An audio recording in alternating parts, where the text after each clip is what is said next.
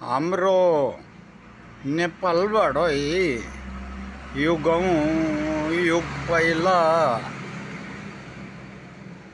नेपालबाटै गएको दार्जिलिङको बसोबासो सुभाष घिसिङले सिक्किमको गोलेले कस्तो नाम चलायो। यहाँ नेपालमै बसेको तामाङहरूले त झन् धेरै नाम चलायो। के नाम चलायो? हाम्रो दिदी बहिनी चेलीहरूले लगाउने पेटीकोटको नाम चलायो। त्यो पेटीकोट कस्तो हुन्छ?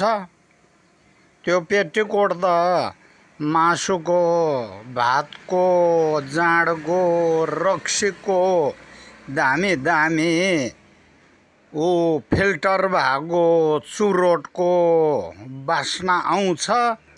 त्यही भएर पेटीकोटको नाम चलायो तामाङहरूले।